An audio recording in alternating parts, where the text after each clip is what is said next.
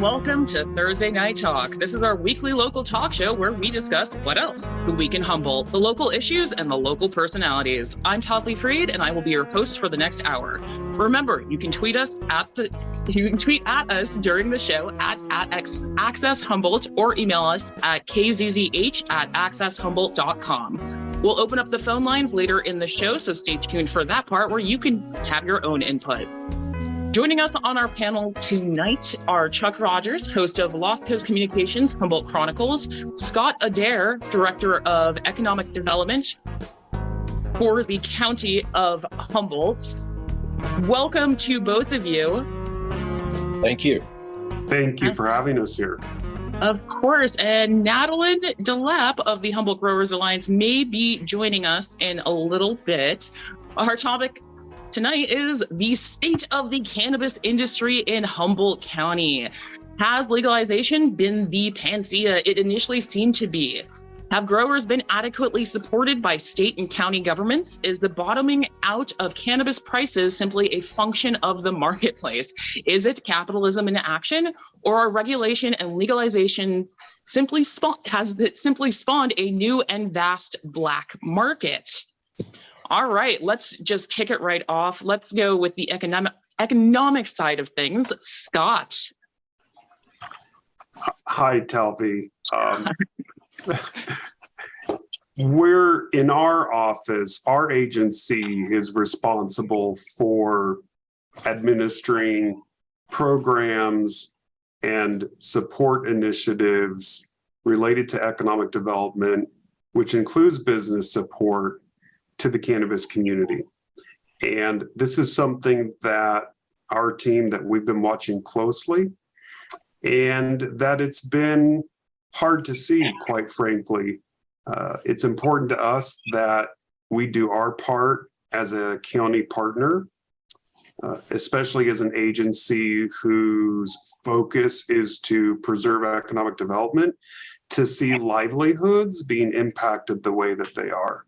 And for many individuals who are in that industry or whose businesses are impacted by that industry, this really comes down to the simple matter of keeping families fed and keeping families housed.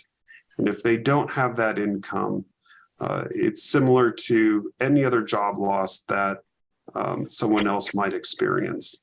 And so that's been keeping us up at night, and we've been trying to explore what are the things that we can do from a county government level to help support the industry. Certainly, much of it is market correction.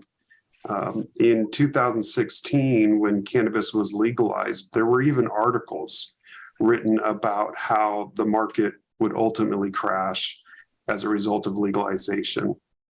But it's more than just market correction. This industry is ingrained in our culture. It's part of who we are, where we've been and where we're going. And we believe that Humboldt County still has a future in cannabis. It might evolve, it might change and look different than it did yesterday, but we don't think that it's going to go away. It just won't be the same. Which begs the question, what is the same? Because I don't think that the cannabis industry has necessarily been above the board always. There's a lot of lost paper trails. So how do you define what it used to be? Well, very heavy on cultivation. And it's because of that legacy of cultivation that our cultivars and our cultivators have really helped to pave the way for developing and sustaining best practices around how cannabis is grown. But this was at a time when Humboldt County was not necessarily the ideal location to grow it, where there was direct access to the supply chain. Humboldt County was an ideal location to grow and cultivate cannabis because of our culture, because it was accepted by many, not all, but many residents in the community. And it was an ideal location to do it away from state and federal observers. Chuck, you've been around for a minute and have spoken to a vast number of individuals, either directly or indirectly related to the cannabis industry. How do you feel the climate has changed within like 30 years ago to about 10 years ago? Because I feel like there was a huge change 10 years ago, which we'll get into that, but just the 30 to 10 years ago. Yeah, that's a great question. Well, certainly Prop 215, which was the medical cannabis initiative, was a change and a transition for this whole area. And, when 64 came around, let's recall that it was not the first attempt. It was not the first attempt to legalize recreational cannabis.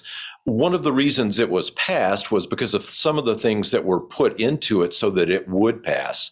And it's heavy regulation is what it is. And it does not allow for the treatment of cannabis as agriculture the way we think of agriculture in so many other ways. We've even interviewed at Lost Coast Communications, we've interviewed folks from just general agriculture who really feel sorry for the cannabis folks who are trying to make a go of it in ways that they don't have to. So a lot of people recognize it. And, part of the problem is that cannabis cultivators are almost forced into a consignment situation. They have to send their product through a distributor first, and they do not get paid at that stage. If the distributor can't place the product, they may come back to that grower, months later, even a year later, and say, sorry, we couldn't sell it. You get nothing for what you've done for the last 6 months or a year. And that's not setting folks around here up for success at all. So the concern, to make a long story short, the concern is the unregulated market. And the fact that there are so many folks, I think, who are permitted, who are trying to make a go of it in the legal market, who may have to do things still in the unregulated market, and that's not what we want. And here's the other thing: eventually, and it's inevitable that there's going to be some movement federally, and so that's going to be a whole other transition. If we think the transition from 215 into 64 was big, going into some sort of federal legalization situation is going to be another transition, and I'm not sure we're ready for that. And that's a little scary to me. And I think unless we can get the unregulated market reined in to some degree, I don't know how we're going to, in this area, I don't know how we're going to make a go of it with even more competition than we already have. And we knew, as Scott said, part of the reason this industry is here is because it's a good location for it for so many reasons. But we're a long way from big markets. And so transportation is a problem here, and access to the product, with cannabis, consumers cannot buy directly. That's another issue. So I think we need to cross the T's and get all the I's dotted before we have to go into yet another transition situation when federal legalization happens. And I'd like to amplify that point, if I may. The transportation and of goods in and out of Humboldt County and those logistical challenges, those are major hurdles, which all of our other business community partners and other industry partners who are not as regulated as cannabis are already having to contend with.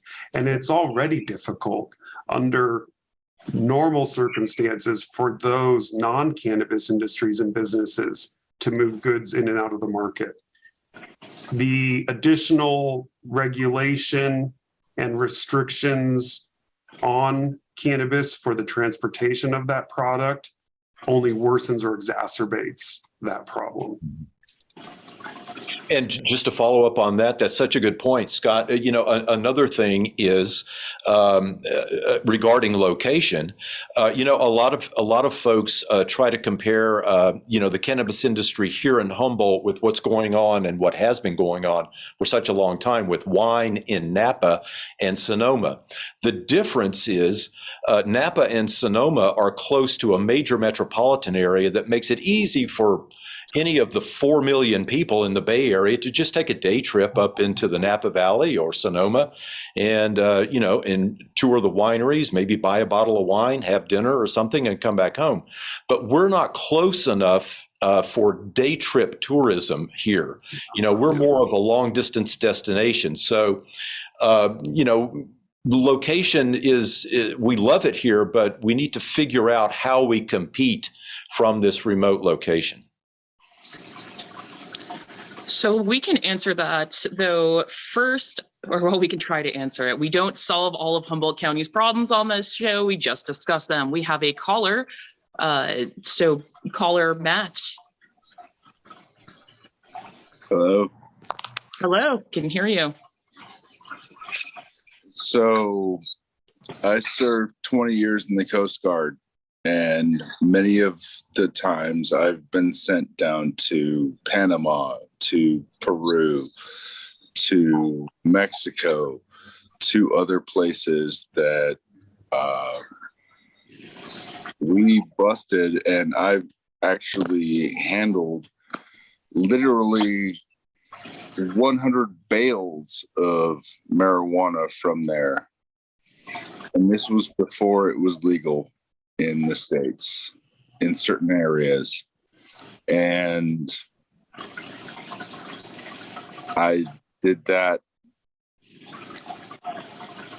because that was my job. I took a lot of pictures. I sat on my ass a lot of times, just trying to figure out what to do next. But growing up in Southern California, I knew that Humboldt was also known as the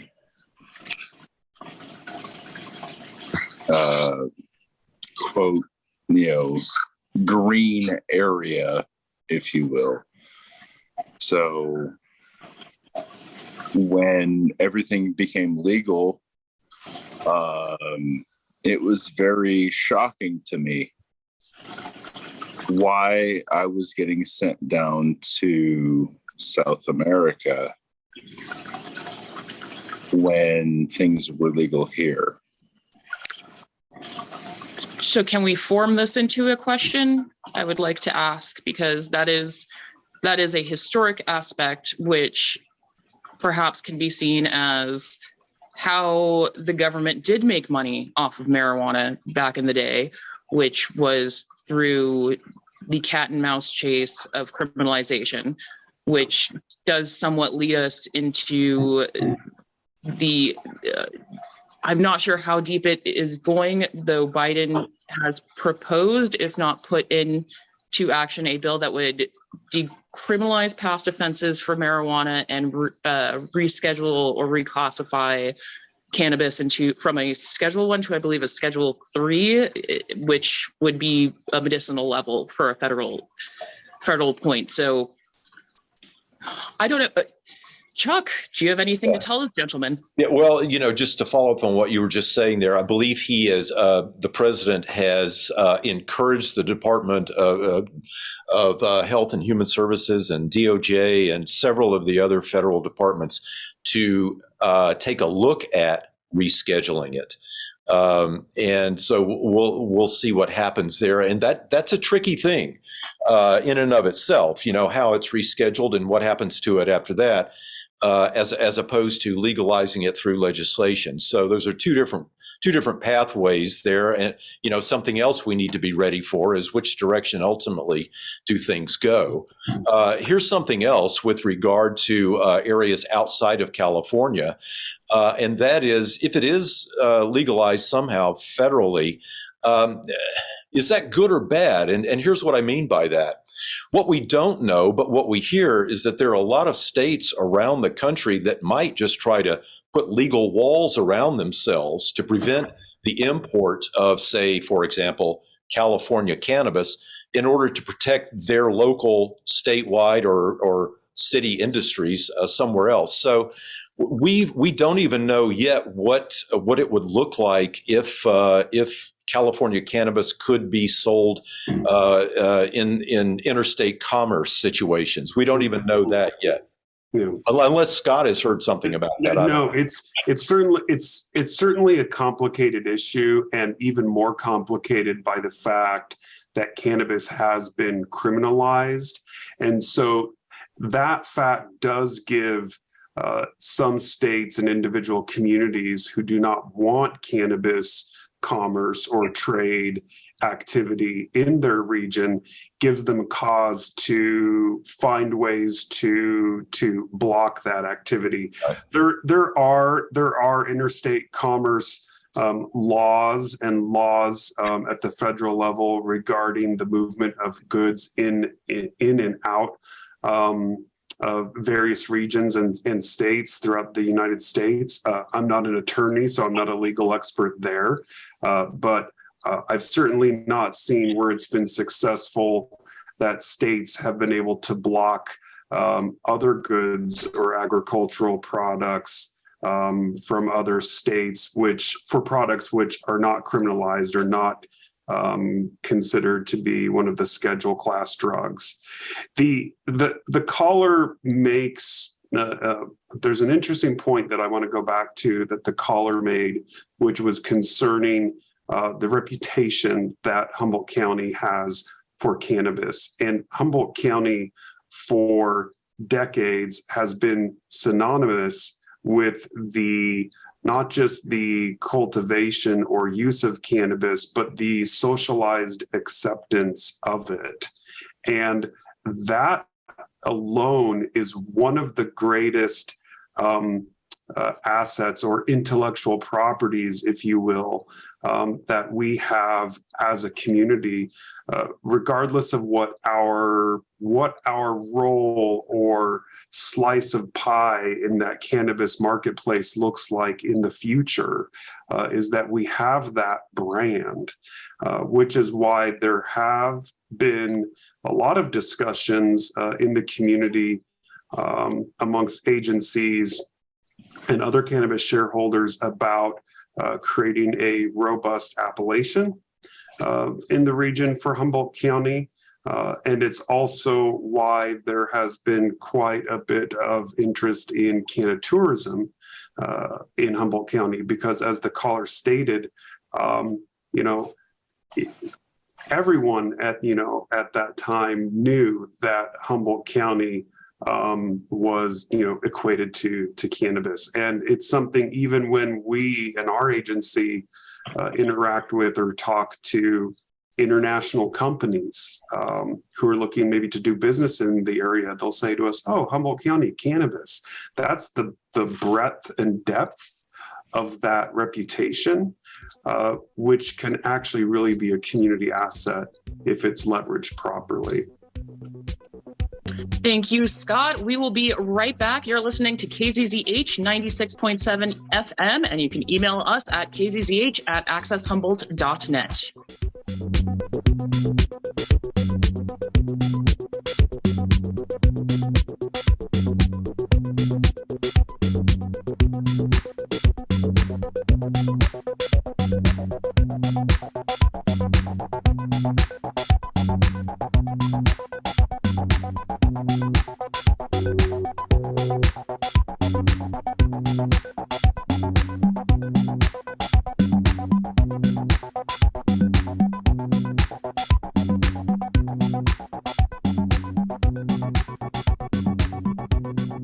Welcome back to Thursday Night Talks right here on KZZH 96.7 FM. You can listen to us on repeat on Fridays, I believe at 6 p.m. as well. I'll get more into that later.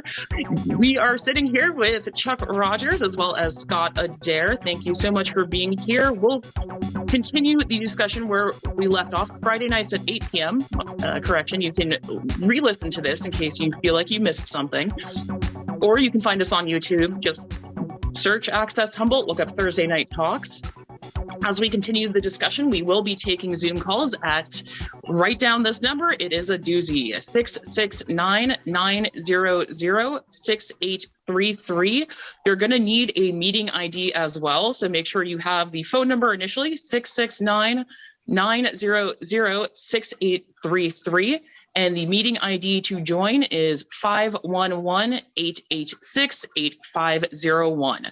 That's 511-886-8501. You can also tweet us at Access Humboldt. All right. Chuck, Scott, we just delved into one of my favorite topics, the reputation of Humboldt County, which, if you feel like that was enough to spark something within your mind, please go. I just wanted to follow up on something Scott said. It's so important, and I'm hoping he can play off of it too. And that is the idea of the Humboldt brand. I mean, we know, and actually, Humboldt County Growers Association has done ample research and work on testing this, and Scott is absolutely right. The Humboldt brand is as well known as it gets, as you could hope for. So that's really an asset of ours. The question is exactly how do we make the best use of it? And HCGA is doing a lot of work on that, and they deserve a lot of credit for it. But what I'm wondering, Scott, you and I on another show maybe a month ago or so talked about this very thing. How do we get our slice of the pie? We don't need the whole pie. We just need our slice of the pie. And the Humboldt brand could be a good vehicle to help us get that slice of our pie. What we know is that there are people in the state of California, in some of the larger markets, there are some people who only shop price. They don't really care where it came from or what it is or who grew it. They just shop price, or maybe they just shop potency or whatever. So how do we make the best use of the Humboldt County brand? Yeah, you know, I'll answer that question by starting with this. There's a lot of fear and a lot of emotion in the cannabis industry right now, and in ancillary and supply chain downstream industries who are directly impacted by the downturn in market conditions for cannabis. But I hope that we can sell, a message, if you will, that while things are changing and evolving, there's still opportunity for us. We are not going to be able to compete on a commodity basis. We are not going to be able to compete on a pricing basis, but we can get strategic about appellations, tourism, and we can really lean into that brand and welcome people here into our community for more of a cannabis experience. To really bring people to the heartland, if you will, to borrow from a term from one of our partners down in Southern Humboldt, of cannabis in America. And this can be done through also licensing and flower and genetics auctions. We have institutional knowledge, and we also have developed some legacy strains that are going to be of value to the industry. And so approaching it more from a craft boutique, a smaller strategic level, that's how we're going to have to adapt and evolve. And as painful as it is to say, and I know that it impacts the livelihoods of many, we're going to have to break away from our old notion of cannabis in Humboldt County, which is so cultivation heavy. It's not to say that we can't cultivate. We should continue to, but we need to really think about what are our strengths and weaknesses as a community, and we play in that market, and that's the sandbox that we dominate, and we don't try to compete with those large-scale operators. Scott, you had, before we hit let's go on the show tonight, I had asked you about, were you part of the Board of Soups meeting down south in Garberville, which I want to bring in the topic of, in the past, the cultivation methods out here also included, I don't know a better term to use, immigrants, people who would come here as a sort of work tourism, where they'd work and then they'd spend money, say in Garberville or around town. They'd go to the parties. There was a huge, you could tell the season, because this huge group of people who often weren't from California or even the country would suddenly come in and they'd throw a lot of money around. Yeah. And I haven't seen that happen to the same extent. And I know Southern Humboldt is being hit pretty direly, it sounds like, at least from the last meeting. Well, something that I think needs to be analyzed or discussed further is the amount of investment, capital investment, government and tax investment, and resource and other investment that was not occurring in those regions in the county, because the county those regions were self-sustaining from the proceeds of that industry.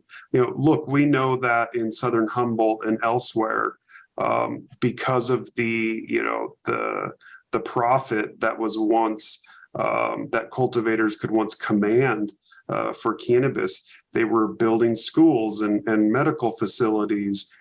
They were repairing roads. This created almost a dependency on that revenue from that industry. And then it also, I think, gave, it let other responsible parties off the hook who might otherwise be responsible to, maintain and develop that infrastructure for those communities. And so, I think that's something that we need to address and think about. Something else which I think is important, in hindsight's 2020, we can't go back and fix this problem, but the overregulation of cannabis, it is so shocking to me how, as Chuck indicated earlier, if we were to compare this commodity to another agricultural product, it's probably cannabis is the most heavily regulated ag product in the entire world, right here in California. And there are other states who have less strict and demanding regulation, as progressive as one might think we would be in California. There are other states and other communities outside of California who are already doing a much better job than we are here. And I believe that there was so much excitement and anticipation at the time of legalization that the industry probably agreed to or were satisfied with that level of regulation just out of the desire to see legalization occur. I think now, in retrospect, I think the industry would say, no, if this is what legalization means, we don't want any part of it, because any economist or a business consultant can look at that and see that it just does not become economically viable with that level of regulation, and it just leads to insolvency.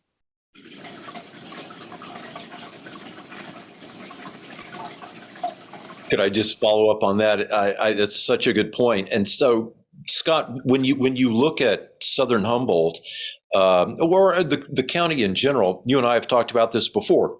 Yeah.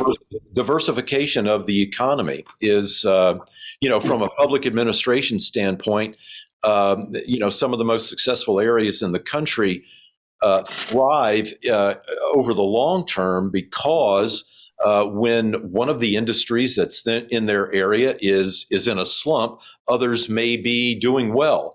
And so overall, it balances things out. So how do we go about making sure that the cannabis industry in Humboldt thrives? We want that for sure. But how do we go about the process of diversifying the entire economy so we're not so dependent just on the cannabis industry? Because we know just about any business, it's going to be a roller coaster ride over time. Yeah. We do need to, as a community, break our addiction to economic prosperity, which is intrinsically tied to natural resource extraction. And I know that cannabis cultivation is different from, timber and fishing and other industries. But it's very difficult to put all of your eggs in one basket, and especially in one which can be so susceptible to climate change, wildfire, water shortages, and other regulatory issues. Diversification is not just something that we should aim for, but it's just sound financial advice. Anyone who has reached out to a financial advisor or who have structured an IRA or who have worked with a consultant to determine how their 401k should be allocated knows to not put all of the investment into one category because the risk is then so high. The payoff can be high too, and we experienced that and continue to experience that. But when we continue just to overinvest in one industry, and we develop this pattern or this addiction, I would say, of finding these gold rush industries and then overinvesting in them, and then when that industry reaches a natural sunset or there's a downturn in the market or conditions change, then we're right back to this position. So in order to develop a strong economy, we want to be investing taxpayer dollars into multiple industries and into infrastructure which supports a diversity of multiple industries. So that, as you say, if one industry is not doing well, you've got other industries who may not be affected by those same economic conditions. That's not to say that we should stop investing in our cannabis industry. Not at all. Our agency in particular, we run and administer a financial support program and an equity program for our cannabis community. We just concluded an application and granting phase where we put more than $1 million into the community. We've received 300 applications for our next granting phase, and then we'll be moving into yet another granting phase in the future where we have $3.4 million in funding that we can put out into the community to help support this industry. That sounds like a lot, and we're trying to do our part to put these funds into the hands of cultivators and into the industry to help sustain it. And it might leave them in less debt, but it's not enough to stop the bleeding, if you will. And it's still a drop in the bucket as far as what that industry really needs to recover, which is why adaptation, pivoting, and changing is going to be the best way that the industry can cope with the change in economic conditions. There has been plenty of criticism that I've heard from those in the cannabis industry concerning the lack of help from the county, in that there were people who were employed by the industry who maybe were under the table or who couldn't get into that initial grant program. It's nice to hear that there is another round of grants coming, though it feels like last time, at least this is what I've heard because I do not grow. So I'm not the best person to ask this question, though from what I've been told, there are people upset because it seemed like there was a lot of favoritism in who grants were given to. It was a difficult process. There were a lot of, as with all government grants and everything, there's a lot of bureaucratic loopholes to go to. And I think the favoritism aspect came in because there were people who were high up helping others who get into it and jump over those loops. Whereas people who don't have a background for that weren't able to then. Hopefully they can now. Yeah, the micro grant, we've had two different types of grant programs, and the micro grant program was actually, it was we call it a blind application process, and it was a committee of community members who were chosen by the 5 different district supervisors to represent the different regions of Humboldt County, who reviewed those applications, but they did not know who the cultivators were, and if there was information in the application that might give someone an idea as to maybe where that project was located, that might then allow them to intuit who the cultivator was, then staff, our team, would do our part to try to restrict access to that information so that they were really just making their recommendations based on a scoring rubric, which was focused on the merits of the application and the project itself. I can understand how frustrated the cannabis industry feels, and how there are concerns that maybe there was favoritism, or that there's difficulty in accessing the funding, and that's because there's not enough of it to go around. $1 million grant round sounds like a lot of funding, but once you help 80 cultivators, then you could exhaust that funding, and that's not anywhere near approaching the number of actual licensees that we have in the community. And so typically it was the most dire of circumstances that were funded. The other grant program, and there's been a lot of confusion about this because we actually ran 2 grant programs, but they were both done under the umbrella of Project Trellis. The other grant program was just based on qualifications and on a sort of first come, first served basis. And it was purely eligibility based. You're either eligible or you're not. And if you're eligible and you meet the qualifications and you get in line, if you will, then your request is funded. That program has even more restrictions than the initial microgrant program, which I alluded to. And that is because that funding is being driven by the state.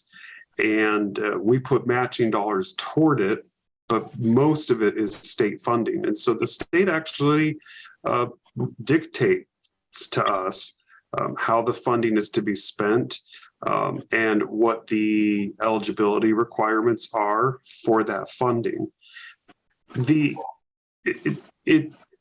My heart goes out to all of those cannabis businesses who are just really feeling hopeless right now. And our plan is to continue to administer this program to try to put this funding out into the community and to help where we can.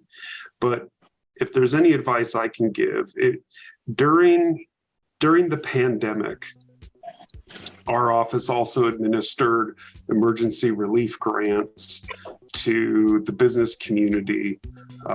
Most of that was federal dollars through the CARES Act. And we found that those businesses were pivoting and changing their business models in order to adapt and survive the pandemic and just to keep their doors open. And those businesses, which were the most receptive to change, were the businesses that came through on the other side. Thank you, Scott. We'll be right back right here on KZZH.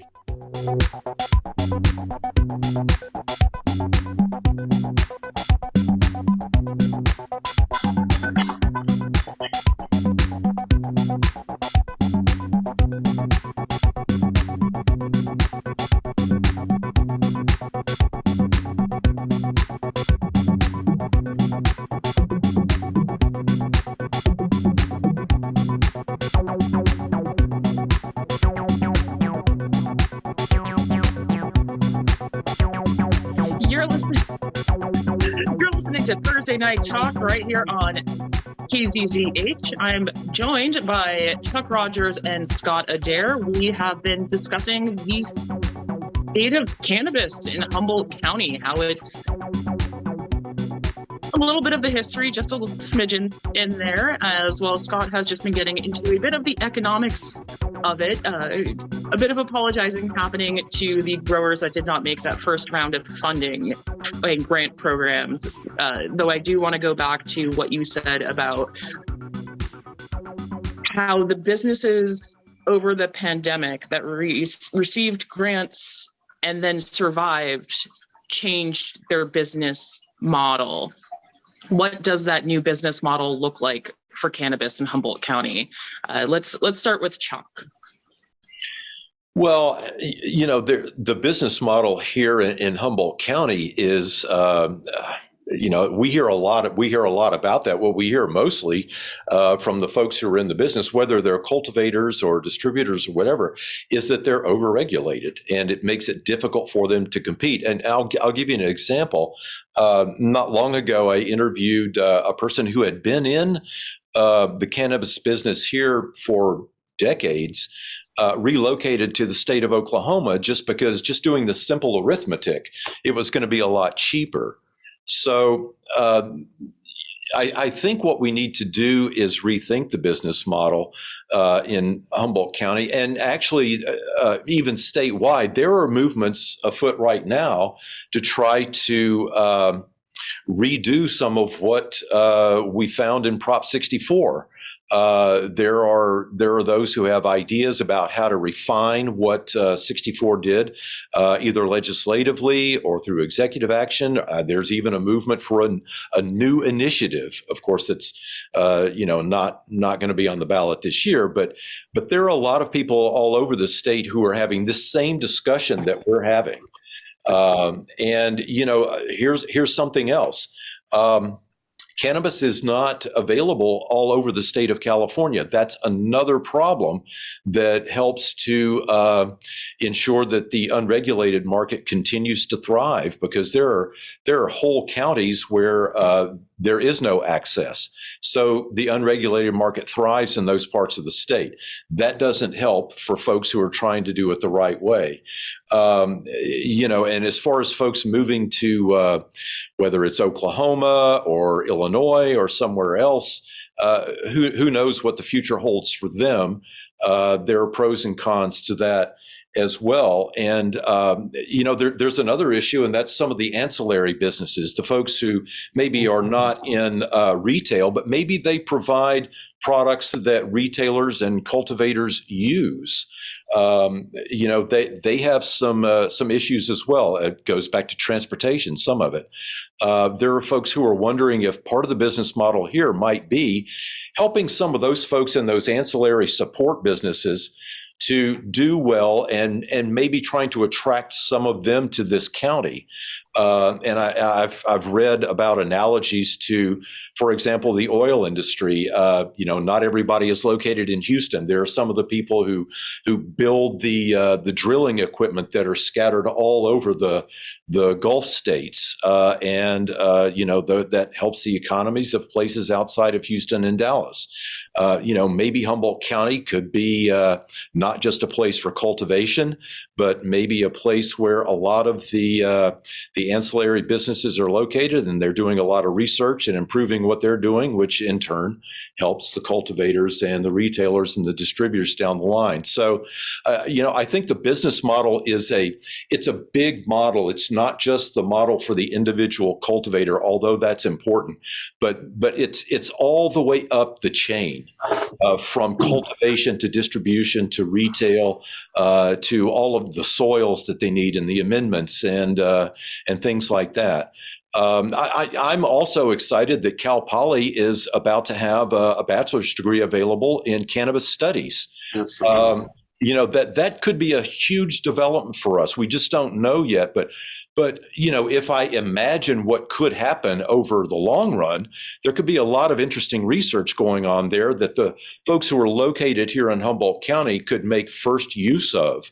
And, I hope that the local industry can embrace what's going to be going on at Cal Poly and maybe make use of some of the research, and whether it's for cultivation or maybe it's research for business practices. I'd be interested to hear what Scott has to say about that, because I have a sense that what's going on in what will be going on in the cannabis study program at Cal Poly could help us out in some way. Chuck, I'm so glad that you brought up Cal Poly, and this goes back to an interesting conversation that I had with my daughter after relocating to this community. My daughter's a huge Harry Potter fan, and she's also very knowledgeable about cannabis. And once she began to realize the depth of the history and the legacy of cannabis in Humboldt County, she said to me once, "Dad, we need the Hogwarts of cannabis here in Humboldt County. Why don't we have it?" I mentioned that because leaning into that legacy knowledge and the institutional knowledge to leverage that along with our brand and the fact that Humboldt County is synonymous with cannabis, there's still great strength and great opportunity in that. Is it going to be mass commodity competition and large scale cultivation? No. Unfortunately, I don't think we're going to be there. But at a craft and boutique level, leaning into cannatourism and to the cannabis experience, and bringing people here for that, bringing buyers here who may be interested in our genetics or some of the strains, the legacy strains that we've developed, or even just to bring them in for, lab experiences, on-site training. I mean, these are all things that we can experience or that we can work to bring to the industry if we work together. And, about working together, one thing that I do want to say, we have, through our Project Trellis program, we've conducted a total of six grant rounds, 2 of the micro grant rounds, 3 equity grant rounds, and also an emergency grant round. And we're about to enter into another grant round. And this one is for one of the larger pots of funding, which we've actually put out into the community. It's larger than the grant rounds that we've done before. And through our grants, we can fund cooperatives and cooperative efforts. And we have found, just as I talked about businesses and the business community who adapted and pivoted during the pandemic in order to survive, we also saw a level of them not competing with each other, but starting to work together and band together to survive the pandemic. And forming cooperatives, funding those, and also appellations and appellation work is something that we can do through our grant program, and something that we would be happy to do to help work with the industry and with the community so that they can pivot and adapt. And what do I mean by pivot and adapt?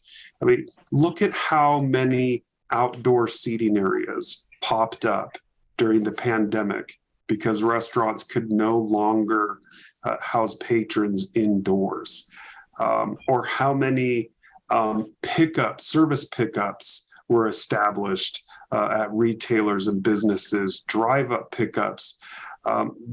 There are creative solutions to problems. It does take change, and it can take a little bit of investment, but we can work toward that. And so it is grim, it is dire. People are hurting, livelihoods are being impacted. But there are still ways that we can come together as a community to preserve our cannabis culture. It may not be the same, but we can still preserve it and not lose it. One final thing I'll say, and I'll stop talking so that Chuck has an opportunity to talk, is that we also manage workforce programs which can help train and educate individuals who may be looking to re-job, if you will, into a different industry. It's not that we're necessarily advocating for someone to leave an industry that they love, but if someone does make a decision, and so many of us have, I came from a real estate and a banking background, and in times of difficult market conditions, when real estate and banking was not doing well, people would leave those careers and find other jobs.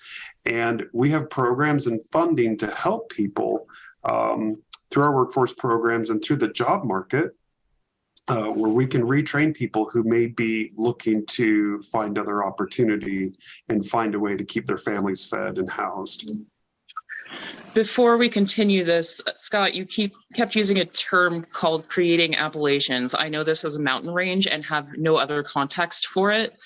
I'd like to sit here and pretend that I'm as well read as possible. So if I don't know something, I'd like to just clarify, what does that mean? I would love to, but I also want to be equitable. Chuck, do you have anything you want to say about appellations? Well, yeah. The appellation notion is it's not new. I mean, it's an ancient notion, and maybe one way to explain it is, in parts of Europe and some of the cheese producing areas or wine growing areas of France, the name of a cheese or a wine can only be used if it can be proven that it comes from a specific region or even a specific grape or a specific kind of goat or cow or whatever. Basically what it does, it protects the name and it protects the brand. And earlier we were talking about the brand, and here in Humboldt County there are a number of cultivators who have taken the steps to form appellations so that whatever the particular brand of the product is that they're growing, it's protected. So that, basically we can protect the name of Humboldt, and even drilling down from there to specific parts of Humboldt County. Maybe, a particular product that was grown in Shively or who knows where, and it would be protected and no one else could use that name to try to make money off of it. And it's also something that gets to the notion that as Scott has been talking about, that it's produced in a craft kind of way. A lot of care has been taken with it. A lot of research has gone into it, maybe a lot of trial and error to perfect it. And so it needs to be protected after all of that work, so that its worth remains high. And that's what an appellation is. And I'm a big proponent of it. I think it's just another way to help protect the various brands that are around here in Humboldt County and statewide, actually, as well. I would agree. It's in the interest of not just Humboldt County, but the state to establish those appellations. I can give a similar example. Kentucky is not the largest producer of whiskey, but Kentucky bourbon, which is a whiskey, is an appellation and can only come from Kentucky if you're to use that name. I've been to Kentucky and I have been part of the experiential tourism that they have created around it. And, I've gone on tours in old bourbon facilities and seen how it's grown. And so here they are, they're not trying to compete on a commodity basis because they are not the largest producer of whiskey, but they know that they've got that brand. They know that they've got that bourbon name. And so people come, they go there, they tour, they visit, they spend their money as travelers, and they create a tourism economy around it. I'm pretty sure several just learned a new term. I've definitely heard of the concept, but did not know what that appellations would encompass it. So we are in our final closing thoughts. You each have 2 minutes. Watch the clock. Let's start with Scott. Our website, where cannabis cultivators and other cannabis stakeholders can go to get help, is gohumco.com. They can search for Project Trellis on that page. If they have any questions about the Project Trellis program, how we can support appellations, how we can support the industry, or about the grant round, which is coming up, or how to apply, they can find all of our contact information there. We're a small team. There are only a couple of us working on this program at any given time because of how much we have to do. But we're dedicated to this effort and we want to help. Thank you, Scott. Chuck? Well, just a couple of things. I think we need to deal with the unregulated market and rein that in and figure out how we do that, and probably quickly. I think we need to do that as soon as possible, statewide, not just here. Also, I think we need to figure out how to treat cannabis as agriculture. And so that the folks who are in the cannabis industry in Humboldt County can at least be given a level playing field on which to compete. I'm not saying we should undergird their businesses, but we should at least give them a level playing field. I think that's only fair. And the other thing is credit where credit's due. I think Scott and his team deserve a lot of credit for actually hitting the road and going all over the county and listening to people. I think that's something that has been needed for a long time. And I hope something positive comes out of it. And actually just hearing the story about Kentucky bourbon, maybe we use that as a model for Humboldt County tourism. I'd be all for it. Yeah. Me too. I think we'd all be all for it. That's about all the time that we have today. I'd like to thank our panel, Chuck Rogers, host of Lost Coast Communications Humboldt Chronicles. Of course, we had Scott Adair, Director of Economic Development for the County of Humboldt, who will be going around. You may be able to see him in your local community, taking polls, running surveys, and trying to figure out how best to serve our community. I appreciate both of you for being on the show tonight. We will be back next week with another Thursday Night Talk. If you have topics or suggestions for this show, please email us at kzzh@accesshumboldt.net. And this show replays every Friday evening at 8 p.m. right here on KZZH 96.7. You can watch the show on Access Humboldt's YouTube channel. I'm your host, Talvi Freed, and if nobody has told you today, you're a smart cookie with a great smile. Thanks for joining us, and I'll see you next week.